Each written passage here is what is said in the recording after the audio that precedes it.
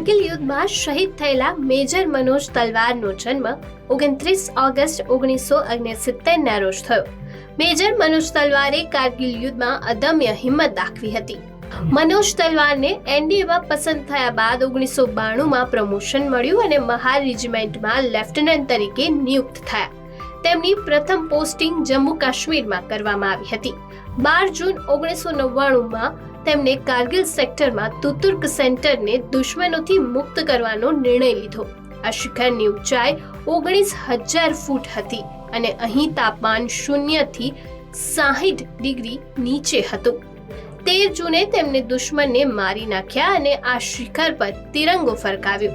જો કે થોડા સમય પછી દુશ્મન તરફથી શેલ છોડવામાં આવ્યા અને મેજર મનોજ તલવાર 13 જૂન 1999ના રોજ શહીદ થયા હતા. 29 ઓગસ્ટ 1965ના રોજ ઇતિહાસમાં એક અનોખી ઘટના બની. આ જ દિવસે એક અવકાશ યાત્રી અને એક જળ યાત્રીએ ફોન ઉપર વાત કરી.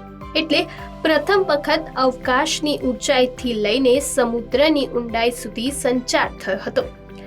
અવકાશ યાત્રી ગોર્ડન કૂપર તે સમયે અવકાશમાં હતા અને એક્વાન્ડો સ્કોટ કાર્પેન્ટર જેઓ સમુદ્રની ઊંડાઈમાં સિબિલ 2 નામના પ્રયોગમાં ભાગ લઈ રહ્યા હતા.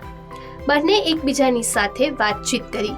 સિબિલ 2 એક ખાસ પ્રોજેક્ટ હતો જેનો ઉદ્દેશ્ય સમુદ્રની ઊંડાઈમાં લાંબા સમય સુધી ટકી રહેવાની મનુષ્યની ક્ષમતા પર પરીક્ષણ કરવાનો હતો. તે જ સમયે ગોર્ડન કૂપર જેમિની 5 મિશનના એક ભાગમાં હતા, જે નાસાનું મુખ્ય અવકાશ મિશન હતું. 29 ઓગસ્ટ 1612ના રોજ એક મહત્વપૂર્ણ દરિયાઈ યુદ્ધ થયું. બ્રિટિશ ઈસ્ટ ઇન્ડિયા કંપનીએ સુરત નજીક દરિયાઈ યુદ્ધમાં પોર્ટુગીઝ નૌકાદળને હરાવ્યું. આ ઘટનાને ભારતીય ઇતિહાસમાં બ્રિટિશ સંસ્થાવાદની શરૂઆત માનવામાં આવે છે. તમને જણાવી દઈએ કે 16મી અને 17મી સદીમાં ભારતના વેપાર પર પોર્ટુગીઝનો મોટો પ્રભાવ હતો. તેઓએ ભારતના વિવિધ ભાગમાં તેમની વેપારી ચોકીઓ સ્થાપી હતી અને એ દરિયાઈ માર્ગો ઉપર પોતાનું નિયંત્રણ સ્થાપિત કર્યું હતું. સુરત, જે પશ્ચિમ ભારતમાં એક મુખ્ય વેપારી બંદર હતું, તે પણ પોર્ટુગીઝો દ્વારા નિયંત્રિત કરવામાં આવ્યું હતું. દરમિયાન બ્રિટિશ ઈસ્ટ ઇન્ડિયા કંપનીની સ્થાપના 1600માં થઈ હતી, જેનો હેતુ ભારત અને પૂર્વ એશિયા સાથે વેપાર કરવાનો હતો. 29 ઓગસ્ટ 1947ના રોજ ભારતીય બંધારણે બંધારણનો મુસદ્દો તૈયાર કરવાની દિશામાં એક મોટું પગલું ભર્યું. આ દિવસે બંધારણ સભાએ 7 સભ્યોની બંધારણ મુસદ્દા સમિતિની રચના કરી, જેનું મુખ્ય કાર્ય ભારતના બંધારણનો મુસદ્દો ઘડવાનું હતું. આ મુસદ્દામાં સમિતિના અધ્યક્ષ ડોક્ટર ભીમરાવ આંબેડકર હતા. આ સમિતિએ વિવિધ વર્તમાન બંધારણો, રાજકીય સિદ્ધાંતો અને ભારતની જરૂરિયાતોનો અભ્યાસ કરીને બંધારણનો મુસદ્દો તૈયાર કરવાનું હોવાનું કહેવાય છે. ભારતમાં દર વર્ષે 29 ઓગસ્ટના રોજ રાષ્ટ્રીય ખેલ દિવસ ઉજવવામાં આવે છે. આ દિવસ મહાન હોકી ખેલાડી મેજર ધ્યાનચંદના જન્મદિવસની યાદમાં ઉજવવામાં આવે છે. મેજર ધ્યાનચંદનો જન્મ 29 ઓગસ્ટ 1905ના રોજ પ્રયાગરાજ, યુપીમાં થયો હતો. તેઓ હોકીના જાદુગર તરીકે ઓળખાય છે. તેઓ ભારતીય હોકીના ઇતિહાસમાં સૌથી પ્રતિષ્ઠિત અને આદરણીય ખેલાડીમાંથી એક છે. ધ્યાનચંદે વર્ષ 1926માં ભારતીય હોકી ટીમ સાથે તેની કારકિર્દીની શરૂઆત કરી હતી અને ટૂંક જ સમયમાં તેમની અનોખી હોકી કુશળતાથી બધાને પ્રભાવિત કર્યા હતા. તેમણે 1928, 1932, 1936 ઓલિમ્પિક્સ ગેમમાં ભારતીય હોકી ટીમનું નેતૃત્વ કર્યું હતું અને 3 વખત ભારતને ગોલ્ડ મેડલ અપાવ્યો હતો. ધ્યાનચંદે પોતાની કારકિર્દીમાં 400થી વધુ ગોલ કર્યા છે.